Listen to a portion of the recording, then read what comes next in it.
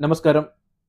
ഇന്ത്യയിൽ ഇപ്രാവശ്യത്തെ ലോക്സഭാ തിരഞ്ഞെടുപ്പിൽ ആര് വിജയിക്കുമെന്നുള്ളതിന് യാതൊരു ആലോചനയും കൂടാതെ എല്ലാവരും പറയുന്നത് ബി.ജെ.പി. എന്നാണ്. പ്രധാനമന്ത്രിയായി വീണ്ടും മോദി എത്തുമെന്നുമാണ് ആളുകൾ പറയുന്നത്.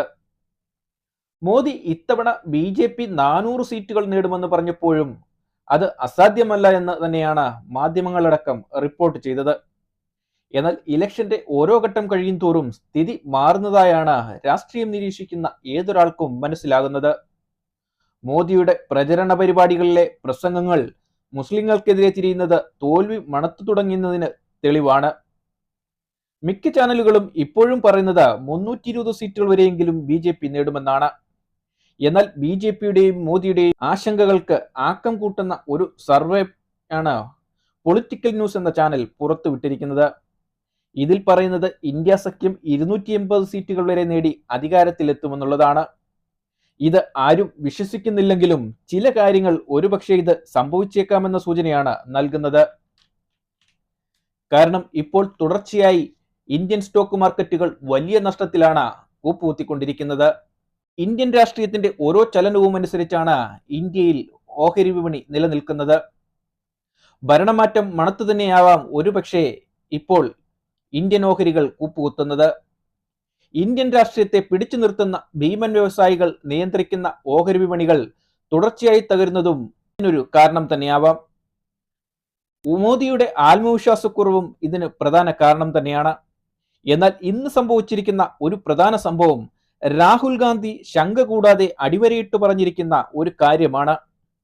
മോദി ഇനിയും ഇന്ത്യയുടെ പ്രധാനമന്ത്രിയാവില്ല എന്ന് രാഹുൽ ഗാന്ധി ഉറച്ചു പറയുന്നു.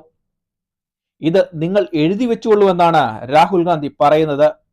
ഇത്ര ധൈര്യത്തോടെ ഇത് പറയുവാൻ രാഹുലിന് എന്ത് ഇൻഫർമേഷനാണ് ലഭിച്ചിരിക്കുന്നതെന്ന് അറിയില്ല. മോദിയുടെ മിത്രങ്ങളായ പല വമ്പൻ വ്യവസായികളും രാഹുലിനോട് അടുക്കുന്നുവെന്ന വാർത്തകളും പുറത്തു വരുന്നുണ്ട്. ഒരുപക്ഷെ ബി.ജെ.പി. ജയിച്ചാൽ തന്നെ നരേന്ദ്രമോദിക്ക് പ്രധാനമന്ത്രി സ്ഥാനം നിഷേധിക്കാൻ സാധ്യതയുണ്ടോ എന്നും രാഹുൽ പറഞ്ഞതെന്നറിയണമെങ്കിൽ ജൂൺ 4 വരെ കാത്തിരുന്നേ പറ്റൂ. ഇന്ത്യയുടെ അടുത്ത പ്രധാനമന്ത്രിയാകുന്നത് രാഹുൽ ഗാന്ധിയാണോ അതോ ബി.ജെ.പിയിൽ നിന്ന് മറ്റൊരാളാവുമോ എന്ന പ്രവചനം അസാധ്യമാണ്. കാരണം 2004 നമ്മളെ ഓർമ്മപ്പെടുത്തുന്നത് അതാണ്. വാജ്പേയി സർക്കാരിന്റെ ഭരണത്തിന് കീഴിൽ കാർഗിൽ വിജയിച്ചു നിൽക്കുന്ന വേളയിലാണ് ഇന്ത്യ തിളങ്ങുന്നുവെന്ന ക്യാമ്പയിനിൽ ബി.ജെ.പി. നേരിട്ടത്. വലിയ വിജയപ്രതീക്ഷയിലായിരുന്ന ബി.ജെ.പിയെ നിലംപരിശാക്കിക്കൊണ്ടാണ് സോണിയാഗാന്ധി എന്ന കോൺഗ്രസുകാരിയിലൂടെ യു.പി.എ ഇന്ത്യയിൽ നിന്നും ഭരണം പിടിച്ചെടുത്തത്.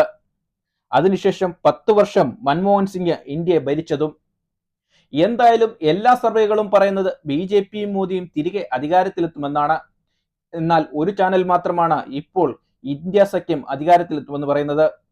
ഇതിന്റെ വിശ്വാസ്യതയെ ആരും അംഗീകരിക്കുന്നില്ലെങ്കിലും ഇന്ന് രാഹുൽ ഗാന്ധി പറഞ്ഞ വാക്കുകൾ അടിവരയിട്ട് പറയുന്നു, നിങ്ങൾ എഴുതി വെച്ചുകൊള്ളുവെന്ന് അദ്ദേഹം ഇത്ര ധൈര്യത്തോട് പറയണമെങ്കിൽ ഏതെങ്കിലും റിപ്പോർട്ടുകൾ ഒരുപക്ഷെ അദ്ദേഹത്തിന് ലഭിച്ചിട്ടുണ്ടാവാം.